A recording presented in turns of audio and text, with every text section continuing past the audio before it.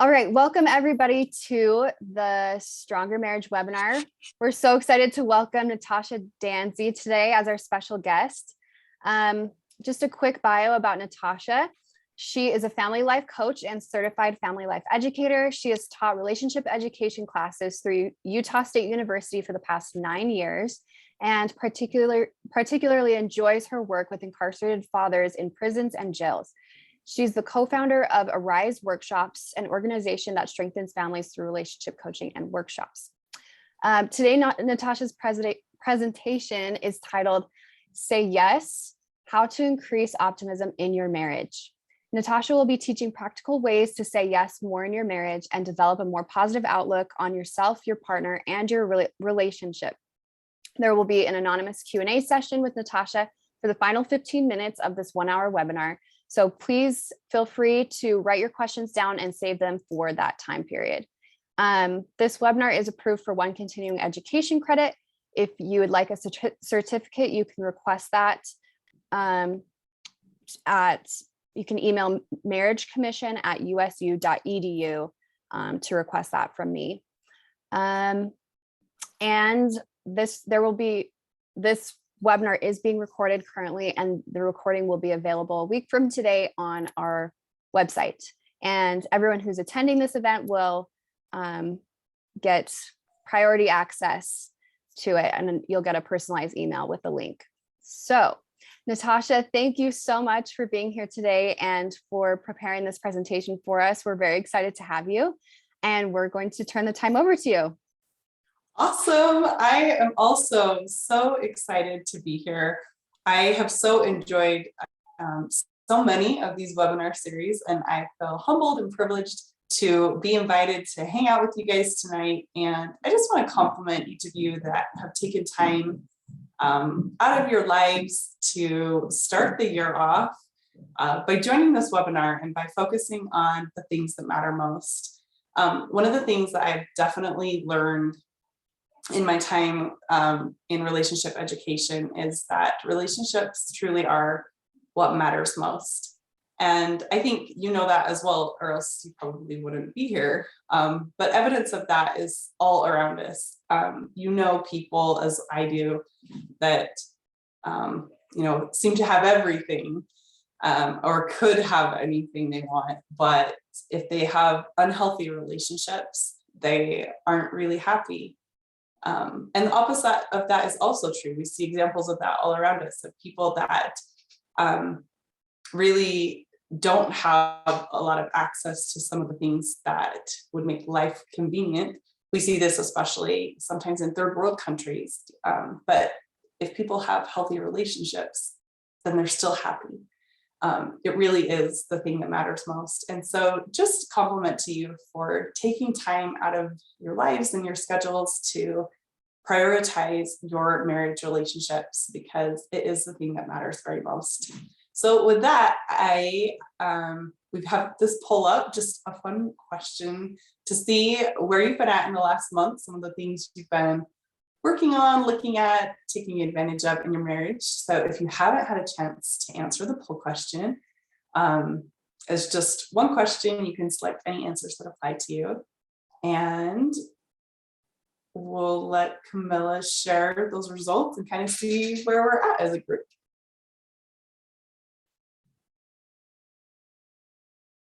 I can't see the results. Camilla, did you share them? There we go. Perfect.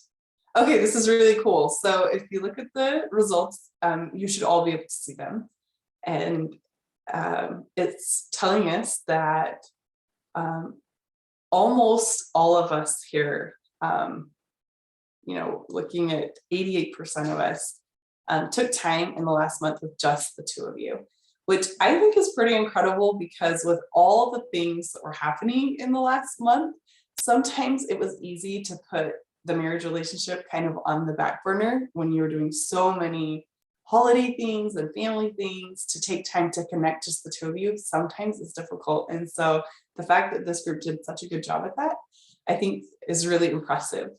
And I was interested in the last question. I am a major traditionalist. Like, once you start a tradition, you do it for life. So I love the idea of creating new traditions together. If you do something together that's like, hey, I think we're going to do this regularly. I think this is going to become tradition. I think that's kind of a fun thing to consider as well. These kinds of things, connecting in new ways, designing a new place, setting resolutions together to help strengthen our marriage, all of these kinds of things increase the optimism in our marriage. And that's what we're going to talk about tonight. We're going to talk about how when we say yes, it increases optimism in our marriage. And for many of us, not for everyone, but for many of us, our most natural and default response in many situations is no. The exception to this is like if someone asks for your help, like they needed to watch their kids, or they need a ride to a doctor's appointment, or they need you to volunteer for the book fair.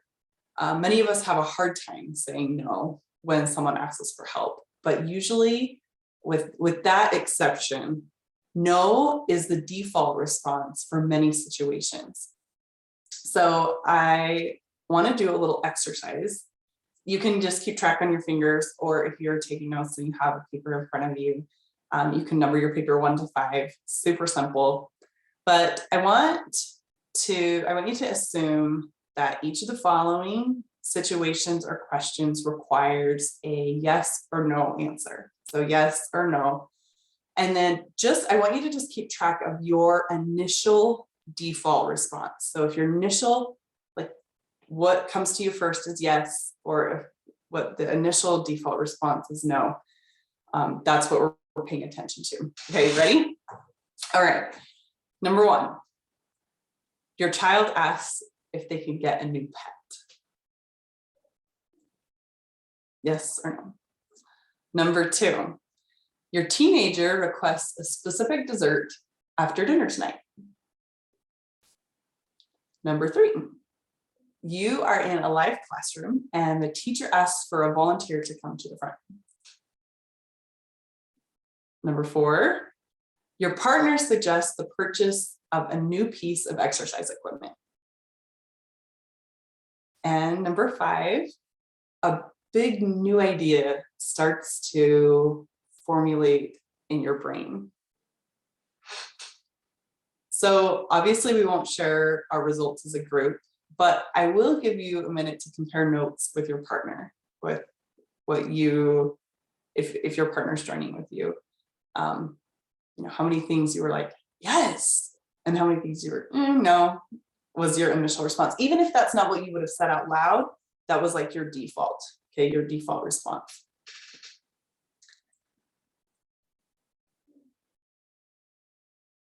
Okay, so if it's the case with you that your default natural response, like most people, to many situations is just no, you don't need to worry. There's nothing wrong with you. It's not that you're a negative person. That's just normal. And the reason it's normal is because we are wired to protect ourselves. And our natural defense is to protect ourselves from risk. And since our brains are wired to work as efficiently as possible, the most efficient way to do that is to simply say no.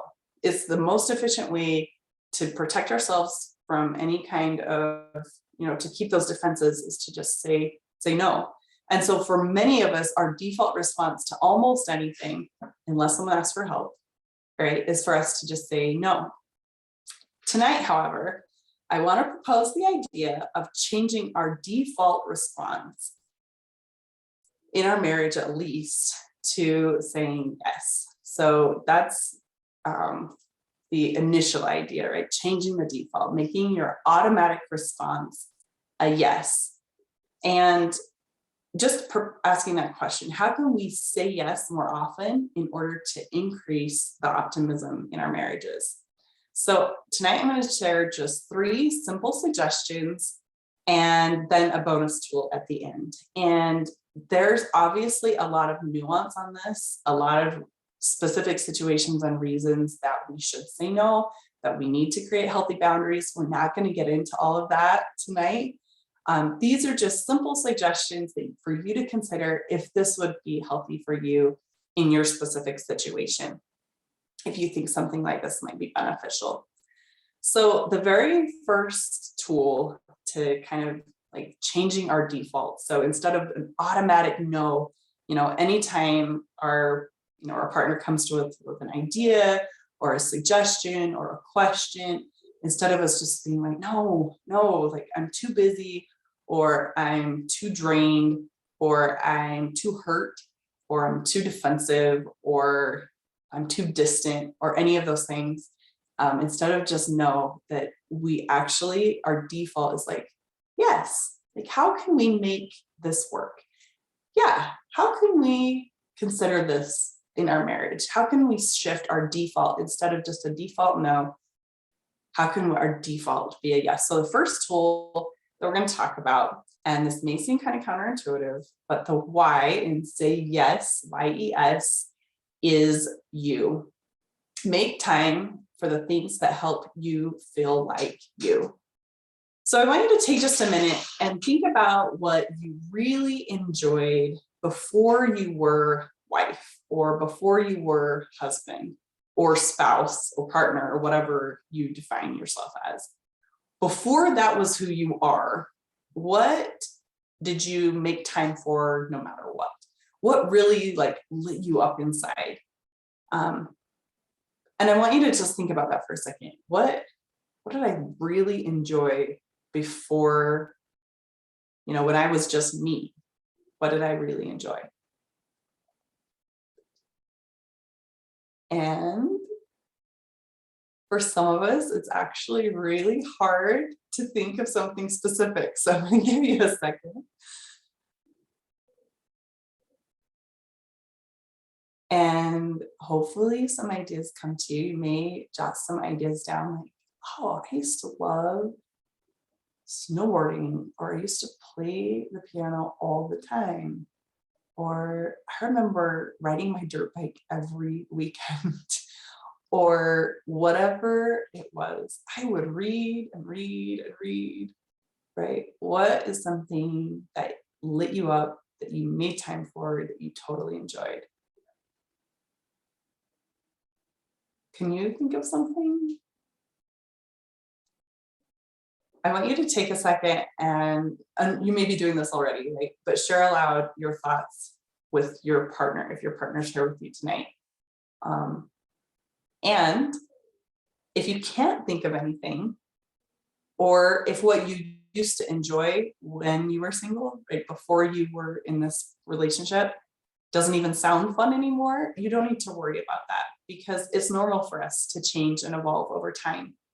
I mean, that's what marriage is designed for. Hopefully it does help us change for the better, become a better person than we would be otherwise.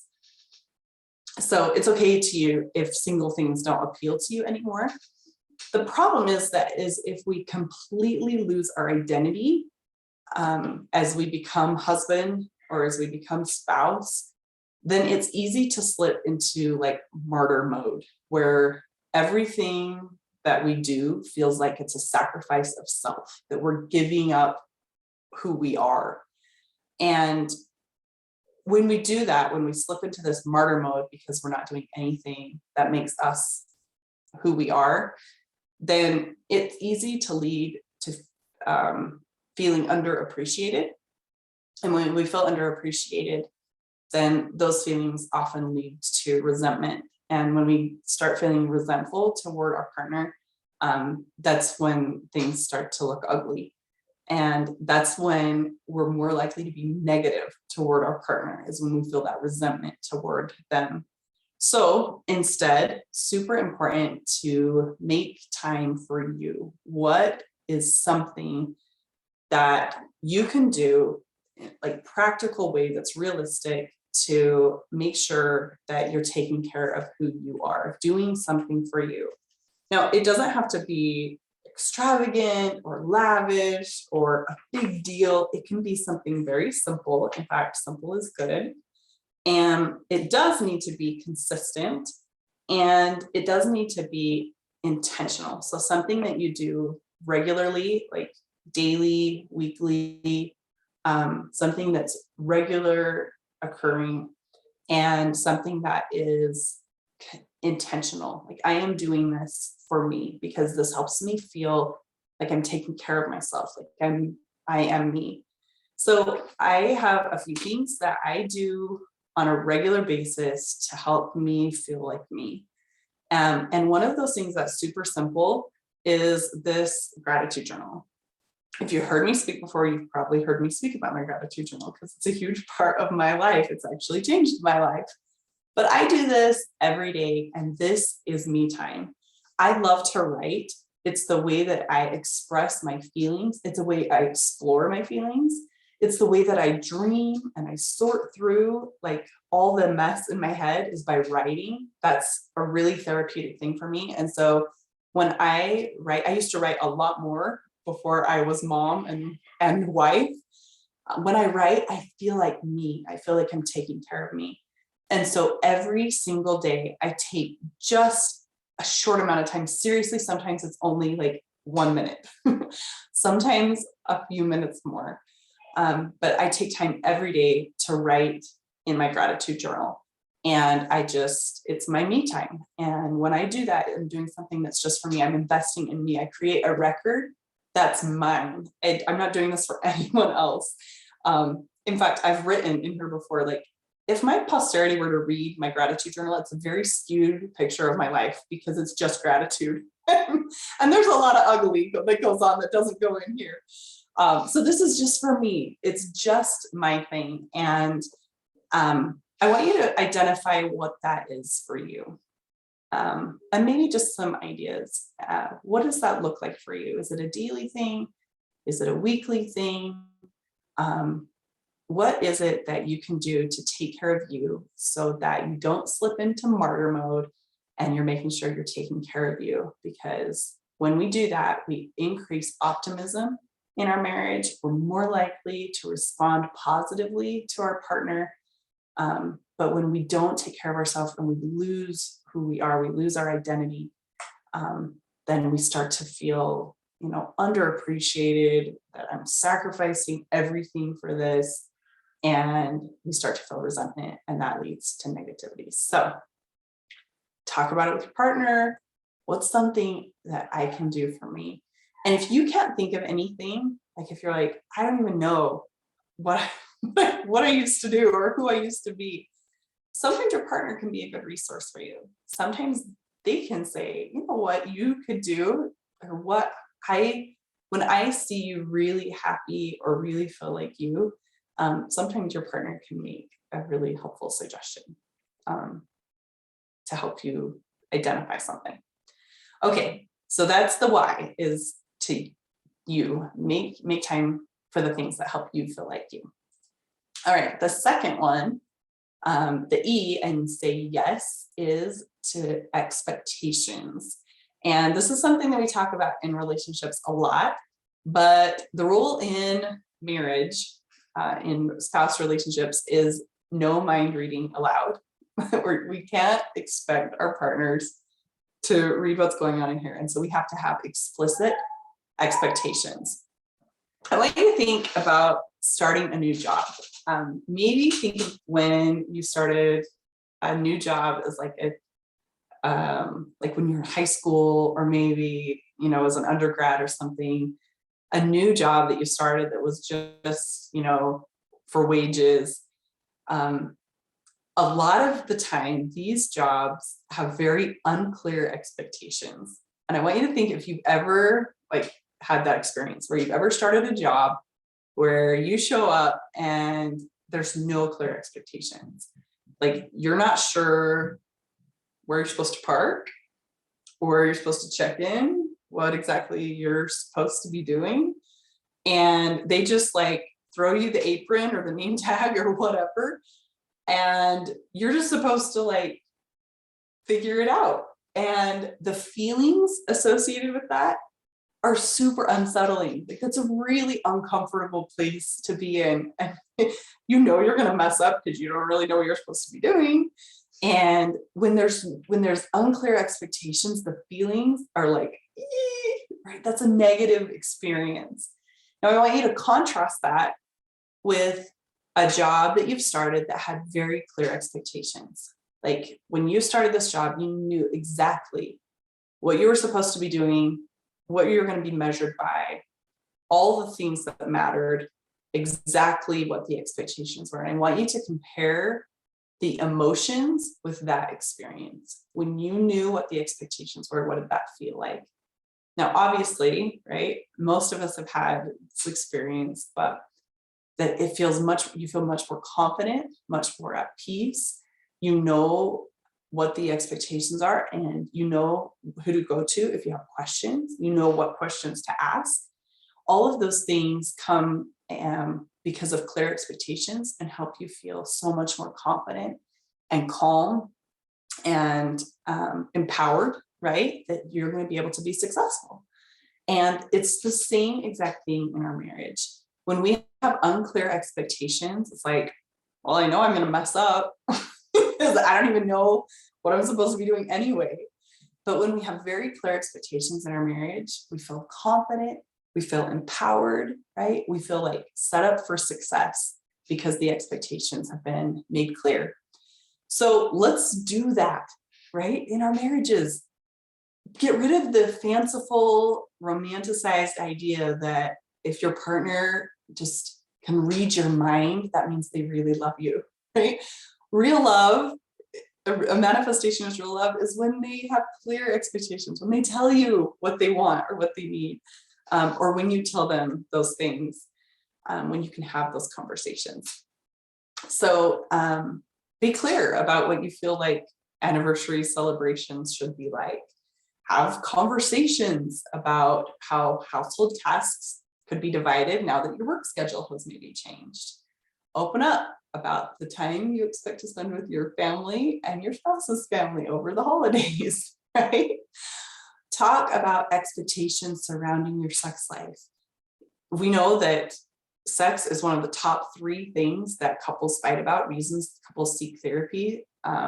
Sex is one of those top 3 big major things. And a lot of it comes down to unmet expectations because the expectations aren't made clear, right? We're not talking openly about those expectations. Hint, lots of really great, well, at least one really great recorded webinar from Utah Marriage Commission about that topic. So check out the archives. So talk about that. Talk about your expectations. When my husband and I have been married for about 7 years, my husband grew up riding horses, and that was a huge part of his life. In fact, our very first date was horseback riding, which I thought was so romantic. And we had been married about 7 years, and we were in a real slump. We had a few kids. He was working all the time. I was at home with the children. We didn't even go to bed together at night. I would go to bed because I was tired, and he would stay up, usually browsing like classified ads at night. And we were just not connecting at all. And one morning, I didn't even like being around him because it was just kind of tense. Like, I'm like, since I didn't feel connected with him, like, instead of looking forward to him coming home from work, I was like, ugh, he's going to come home. And we were just really low. So one morning he says to me, I might have bought a horse trailer on eBay. And I'm like, you what? Excuse me? And he's like, it was late and I was tired and I was just bidding. And I didn't realize how close the auction was to closing. And I think I won the auction. Like, I think I had the high bid, and I bought a horse trailer on eBay. And I was like, duh, how could you do this? How could you? I mean, it's not like you bought like a baseball card. It was a horse trailer. That's a big deal. That's a big purchase. That's something you talk about. And so I was really upset. And then he says, and it's in Arkansas. We live in Utah. And he's like, we're going to have to drive to Arkansas and pick it up. And I was so upset. And he's like, I think we should go we could just, if we drive together, we can take turns driving and we can just get there and get back. Not have to take a lot of time off work, spend time in a lot of hotels, whatever. And I didn't even want to go with him. I didn't even want to spend that much time in a car, like in a truck with just the two of us. I'm like, what are we going to talk about? That sounds like torture to me. And thankfully, he convinced me, it worked out that we went together on this road trip to Arkansas to pick up the eBay horse trailer. And before we even hit Colorado, it became very clear to me that the issue, one of the main issues, the issue with the reason we weren't connecting had to do with unmet expectations, that we just weren't talking at all about what I expect and what you expect. And one of the things that he needed, which goes back to the why, the you, was to be able to ride his horses. It's something he had always done, brings him a lot of peace, helps him clear his head, and he needed to be able to do that. And we learned quickly that trip, we joke now that the eBay horse trailer saved our marriage, because we learned in that conversation how to be clear with our expectations and how to talk openly about, like, this is what I need from you, or this is kind of, what I have as an expectation. And to be able to have those conversations to increase that confidence and that feeling of peace, and that setting each other up for success as spouses. So that's the E in yes, is expectations. Okay, last of all is in say yes, the S is to consider your spouse. S is spouse. Oftentimes people will say, what's the greatest piece of marriage advice you've ever received? And as someone who's been in family life education for almost a decade now, I get asked that question a lot. People ask me all the time, like, what's, if you had one piece of marriage advice. One of the greatest pieces of marriage advice that I received when I was engaged, when I had that transient title of fiance, is this question. From now on, before you make any decision, you ask yourself, how will this decision affect my spouse? And I was told, if you do that every time, then most of the problems that marriages experience will be averted, because you'll consider your spouse in every decision you make.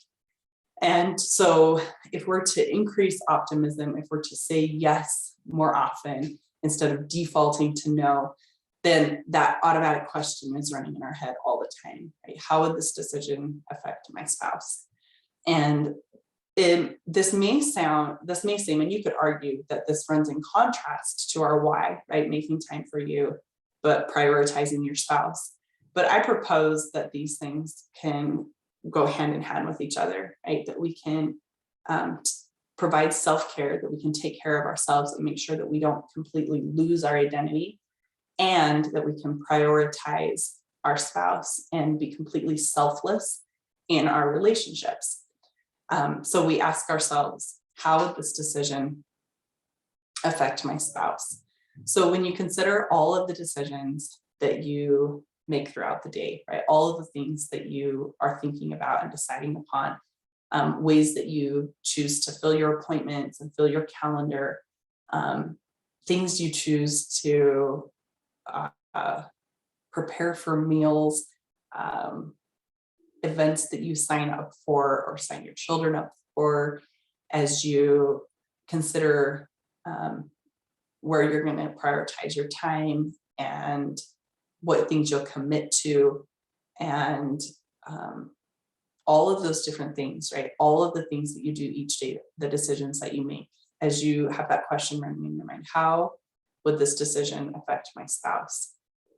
And since we've gone through E and we're clear with expectations, we know what our spouse expects because that we have those open conversations, then it will become easier for us to answer that question accurately. Like, how would this decision affect my spouse? How would they feel about this?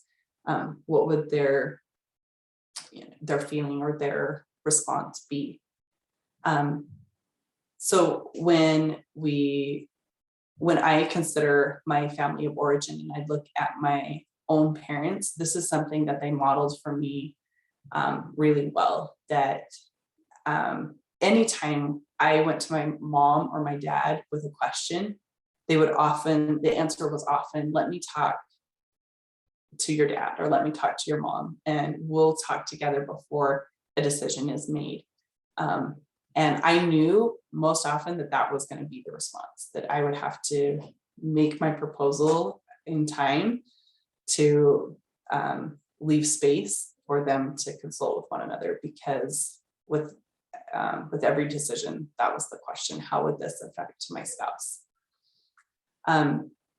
So with that idea, right, just keeping those things in mind. So the why and say yes is the you, making sure that you're making time for the things that make you feel like you. E is to have clear expectations. And then S is to consider your spouse, always asking yourself, how will this decision affect my spouse? And the goal, right, of doing all of those things is that we switch our default instead of just defaulting to no, that we can say yes more often, which leads us to our final bonus tip. And that bonus tip is to just say yes. And this one is kind of fun because when we practice this, it's interesting how something so simple can increase optimism so drastically. So frequently when your spouse needs you or wants to get your attention, they will like say your name, call your name, like, hey, Natasha, or like when they come in the door, right, they'll say, hey, honey, or sweetheart. And oftentimes our response to that, when they're like, hey, sweetheart, you say what, right? The natural response is like, what do you need? If they're calling for you, you say what? And so my challenge to you, or my bonus tip, is to say yes instead, right? So when my husband is in the other room, or he's, sitting there and he's like, hey, Tash, instead of saying what, I say yes. And when I say yes over and over and over and over and over all of the time, it increases just that feeling of optimism between us, because he's used to hearing that from me. So when he's like, hey, Tash, yes, like with a question mark at the end, like what? But I say yes instead.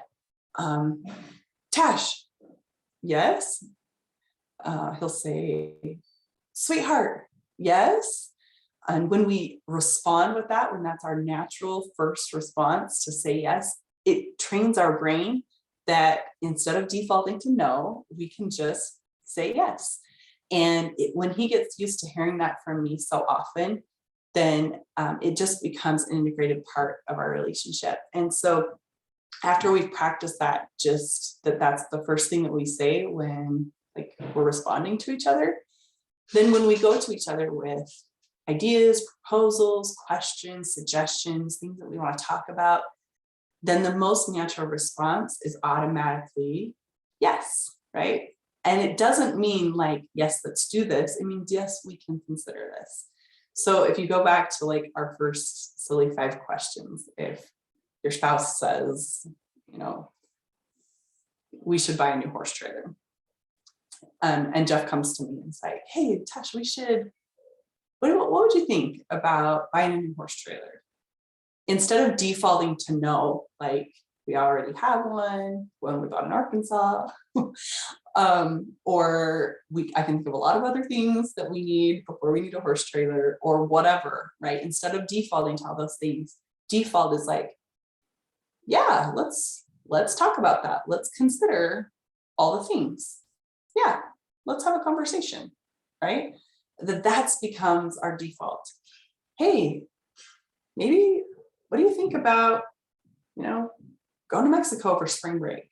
Instead of, no, we can't afford it. No, we don't have passports. No, the world shut down with COVID. No, we say, yeah, yes, we could talk about that. We could think about that. Tell me what you're thinking. What are your ideas? Where did that come from? right? And we just get curious and we open up those possibilities. Instead of no, right, diminishing, yes is opening, and it opens up those ideas. And so when we make that kind of our default response whenever, and this works bonus, right, for your children too, when your kids are like, mom, and you're like, yes, then they're more likely to respond yes to you, because that's what they hear from you all the time. So when you ask them, that's how we respond to each other in a family, right? We say yes, and just increases that level of optimism, opens that consideration instead of shutting down or shaming or defaulting to no. So that is actually all I have prepared for us tonight. And it looks like I'm about 8 minutes short on time, a little bit early, but that's okay. That will give us some time for some Q&A. So if you have any questions, if anything has come up during the course of our conversation tonight, anything that I've shared that you've jotted down and had any questions or wondered about anything, you can put it, just enter it into the question feature, and we'll see if there's anything that you guys want to talk about in the time we have left. I'll give you guys a minute to type there.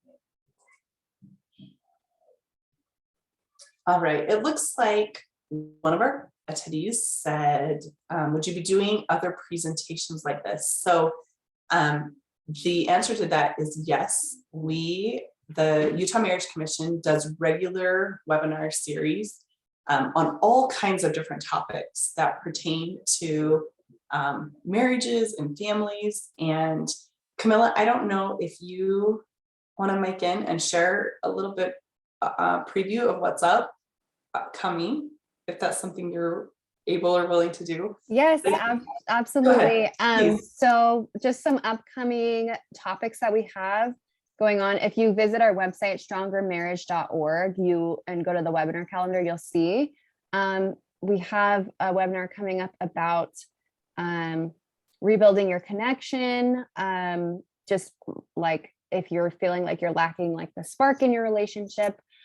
We have one about co-parenting and working together as a couple when you're a step parent. And we also have one coming up about growing calm and connection through conflict. So there's some cool ones we have coming up. Yeah, that's exciting. So you can follow, I don't know how you found out about this webinar, but if you follow Stronger Marriage Utah, is that the handle on social media, then you'll be able to find out in advance when these webinars are coming up. Yes, Stronger Marriage Life on Instagram, or you can there's an email sign up on our website at strongermarriage.org, so you can get newsletters as well. Oh, perfect. Thanks, Mel. That's perfect. Yep, totally. If you're asking me personally, if I'm going to be doing other presentations like this, the answer is yes. Our handle is Arise Workshops on Instagram and Facebook, and if you follow Arise Workshops, then we post all about our presentations and the things that we do there through Arise for Family Life. So, good question. All right. Looking through this.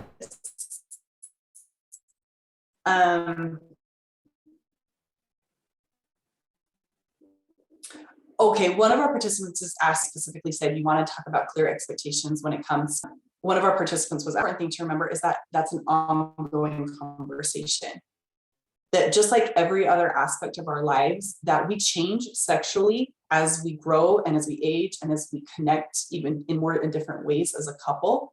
And so it's not like that's a conversation that you have once and kind of check off your list.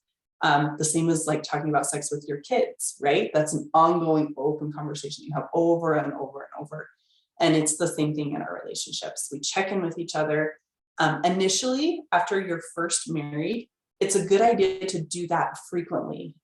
Like you can have that conversation like after every sexual interaction. Ask like, what did you like? What did you not like? What do you want more of? Is there anything you want to try? Where can I improve? How can I help you? Any of those kinds of things, you can talk about that so that as you get to know each other sexually, and then that conversation continues throughout your marriage. And it changes, right? Obviously with like childbirth and pregnancy, with illnesses, with aging, with all of those things, then your sexual expectations change and evolve over time. And so initially, as you're an engaged couple, then you would commit to being clear about your sexual expectations, right? We want to make sure that we have these conversations, since a healthy sex life is a really important part of a healthy marriage. So we want to be clear with our sexual expectations. So I hope that helps a little bit, recognizing that this is like an ongoing conversation, that as you continue to explore each other sexually, that you're open about your sexual expectations. All right. Oh, this is funny. One of the participants says, was the horse trailer a good purchase? Did he get to ride more? And the answer was yes, on both ends. The horse trailer was worth the purchase because it saved our marriage. So that made it worth it. But yes, the horse trailer was a good purchase. We actually didn't keep it long, but we were able to sell it for way more than what he paid for it, and buy a really good horse and stock trailer that we could use for our cows and our horses. And that did allow him to ride more, because he rides when he works the cows. And the conversation that we had in conjunction with the horse trailer purchase about clear expectations and that he needed to spend time taking care of himself made that more of a priority for both of us. So it ended up being a very good purchase. Thanks for asking. That's funny. All right.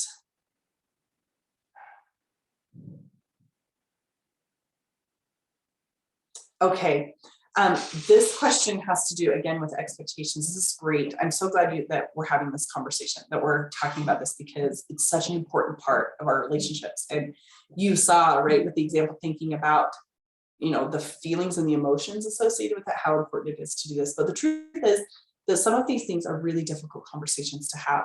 For example, if you're a ways into your marriage, and you know that your sexual expectations are way different than your spouse's sexual expectations, then having that conversation, like saying the words out loud when you already kind of have a feeling what that's going to look like, can be a really difficult topic to approach, right? It can be really hard to just like throw it out there. Or things with like childcare, when you're like,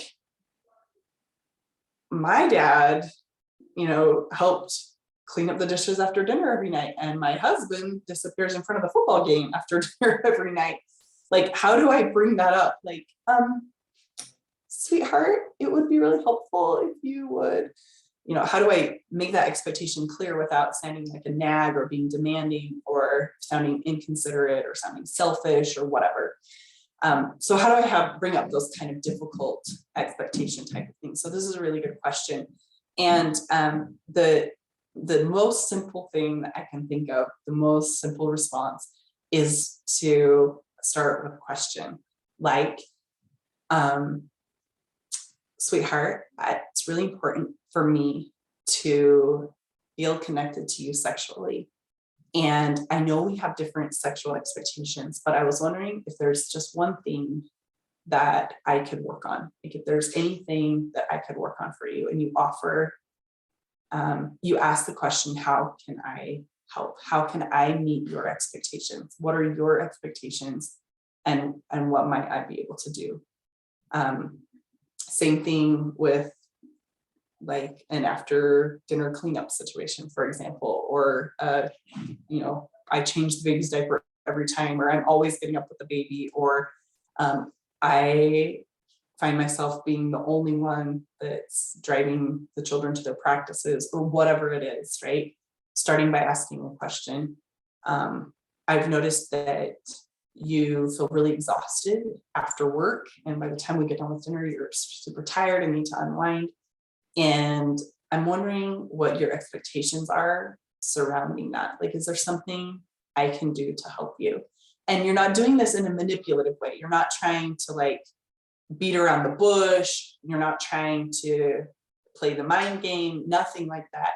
It's a sincere offer, sincerely saying, because every single time, I can honestly say this, except in an unhealthy manipulative relationship, but in a normal, healthy marriage, if you are ever feeling like underappreciated, or that your expectations or your needs are being ignored, every single time your spouse is feeling the same way in some aspect, that they are also feeling underappreciated in some realm, or that they also feel like their needs or their expectations are being ignored in some realm. And that's most often because of these external things that impact our relationships, right? Like financial stress, or COVID, or a real changing family dynamic, like you've moved, or your job has changed, or you have a child, or whatever that is. So you have this external thing that's impacting your relationship, and that's making both of you feel like, wait a minute, something has disrupted our family system. I feel underappreciated or less noticed, or like my needs aren't being met. And so the best way to resolve that is by sincerely asking the other partner, like, wait a minute, if I'm feeling like my needs aren't being met, or that I'm feeling underappreciated, or I'm feeling like my expectations are being ignored, guarantee my partner is feeling that too. And so since the S, right, since I'm considering my spouse, I'm going to ask them first, like, hey, sweetheart, I love you so much, and it's really important to me to meet your needs. And I know that I'm feeling a little underappreciated, so I know you must be too. I'm wondering how I can help you with that. And that opens that conversation. And it may be that what you've got at the forefront of your mind, like, you need to help me clean up after dinner, or I'm sick of being the only one that scrubs the toilet, right? It may be that forefront thing of your mind does need to be on the back burner for a minute. And so you can prioritize the needs of your spouse and make sure that you are having those conversations, meeting each other, and having those open conversations, increasing that optimism. So I hope that made sense. That was a lot of words, but the point, right, is that when you start out by asking a question, that you're not doing it trying to be manipulative or trying to get your partner to guess, what it is that brought this conversation up. That's not it at all. And if your relationship and your personality is such that, you've got a really hefty emotional bank account, and you can just say, like, look, I put this dinner together, and I would love if you and the children could help me clean up afterward. Totally fine to just throw it out there point blank. Chances are that your partner is also feeling like there's an expectation that they need met. Like, awesome. Well, if you've noticed, I'm the only one that sweeps out the garage and shovels the snow. And I'm not the only one that benefits from that. It would be really helpful if you and the children could help me with that. And so, navigating the nuances of your individual relationship, obviously, but just making sure to avoid any kind of manipulation or guessing, and to prioritize or consider the needs of your spouse. I hope that helps. Okay. Oh, that was a lot of words. All right. Answered that one. That's good. Oh, this is a good question. This participant said, how can you encourage your spouse to find out what their why is, meaning the why in you? Like, what is it that makes them feel like themselves? How can we help explore that and make sure that they're practicing self-care, that our partners taking time for themselves and not completely, trending toward that martyr, getting stuck in martyr and sacrifice and leading toward resentment. Okay, so the first thing that comes to my mind is what I already had you do, to consider what used to light you up when it was just you. What was that thing that like you totally enjoyed and explored, and what was that thing? And then I did mention like that might not sound fun to you anymore. Like that, the single things that you used to enjoy, you might be like, no thanks, not interesting anymore. So in addition to that, ask people or encourage them to ask people that know them well, like siblings or coworkers or people that see them outside of just their role as a husband or a wife or a father.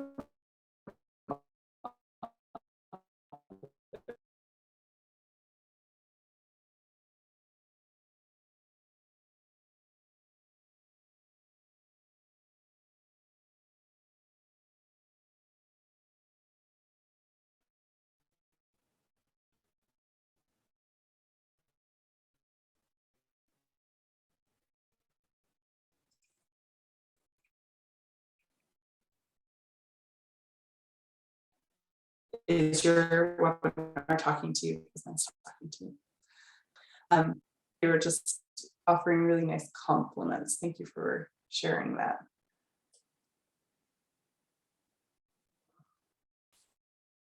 Oh, this is interesting. One of our participants said, when I said so explicitly, you need to, state your expectations, be clear about your expectations. They're like, I don't even know what my expectations are.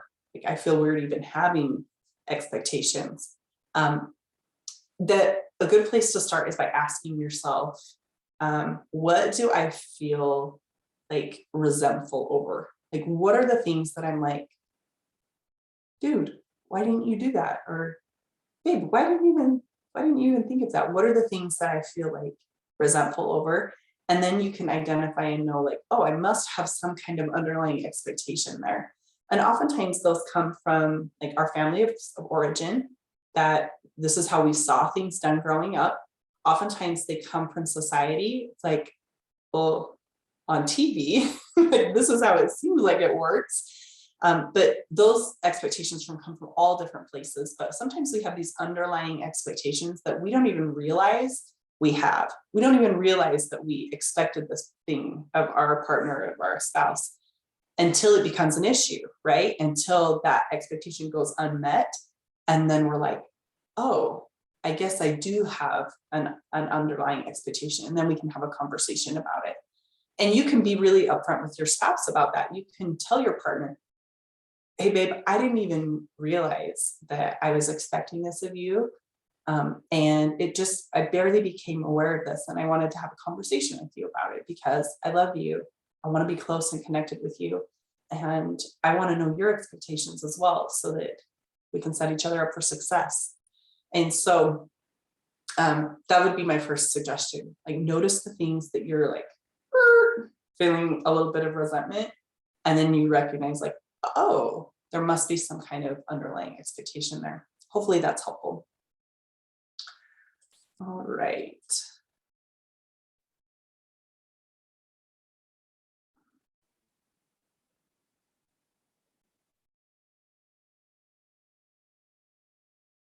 Okay.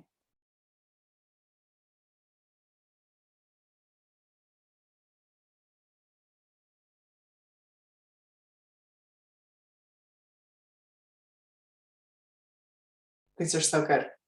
All right, this question says, what if we are not at a place in our marriage where we can have these open conversations?